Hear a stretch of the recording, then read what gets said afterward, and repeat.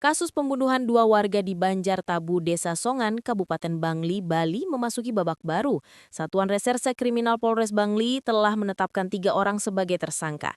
Ketiganya adalah Iketut Arta alias Mangku Arta, berusia 29 tahun, Jerowage, 40 tahun, dan Mangku Bersi, 33 tahun. Mereka bersaudara dan tinggal satu Banjar dengan para korban. Kasih Humas Polres Bangli, IPTU Iketut Gede Ratwijaya, menjelaskan bahwa ketiganya resmi ditahan sejak Senin malam 13 Oktober 2025.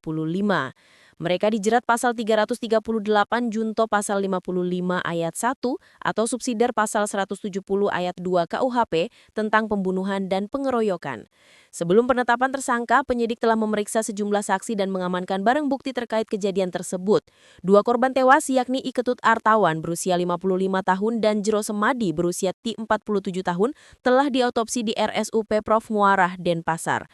Namun hasil autopsi belum diterima pihak kepolisian. Sementara 1 korban lainnya, Wayan Ruslan berusia 53 tahun, masih dirawat di RSUD Bangli. Ketiganya diketahui masih memiliki hubungan keluarga. Peristiwa berdarah ini terjadi pada Minggu pagi 12 Oktober sekitar pukul 7:46 WITA. Awalnya, terjadi percakapan di Messenger Facebook antara akun milik Jero Semadi dan Arta yang menyinggung persoalan penyetopan mobil Jeep. Dari obrolan itu muncul tantangan untuk berkelahi. Tak lama kemudian, Arta melintas di depan warung milik Jero Semadi dan mengaku dihadang oleh ketiga korban yang membawa senjata tajam. Ia lalu melarikan diri ke rumah dan memberitahu 2 kakaknya.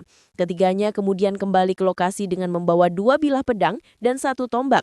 Perkelahian pun tak terhindarkan. Dalam insiden itu 2 korban tewas akibat luka parah di kepala dan perut, sementara para tersangka tidak mengalami luka sedikit pun.